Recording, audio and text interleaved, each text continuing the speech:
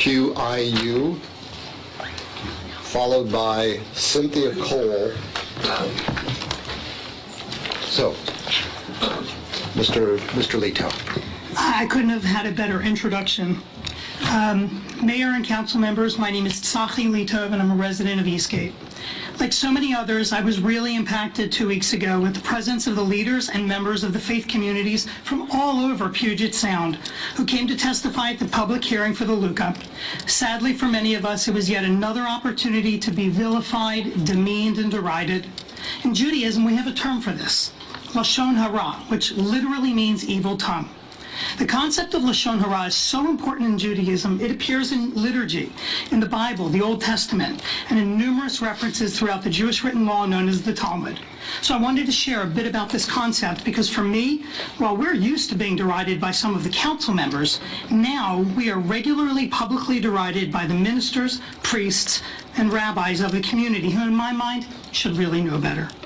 There are many references in the Old Testament to the idea of LashonHara. Leviticus 19:15, Lo telech rachil ba'amecha, do not go as a talebearer among your people. This is the very basic prohibition against speaking LashonHara. Leviticus 19:14, Lifnei iver lo titen michshol, do not place a stumbling block before the blind. One who involves himself in LashonHara is helping others to violate the prohibitions as well. And my favorite, Leviticus 19:18, V'ahavta l'rayecha kamocha, love your neighbor as yourself.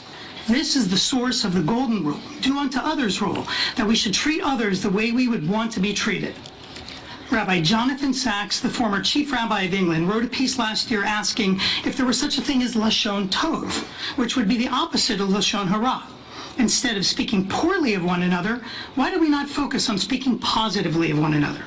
He wrote, and I quote, Judaism, or we could just say religion, is a sustained meditation on the power of words to heal or harm, mend or destroy.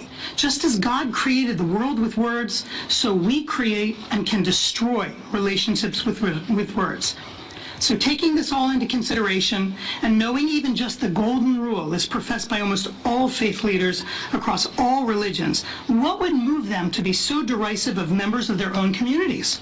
Well, I firmly attribute this to the inappropriate presence and influence of Congregations for the Homeless, the only organization being offered free land and money, the only organization considered for the running of the shelter we're all talking about, and the one organization that has consistently rallied the members of the regional churches, synagogues, and faith communities, and the willingness of so many, council members included, to circle the wagons around them and attack anyone who dare question their presence, comments, or motivations. Thank you. Thank you.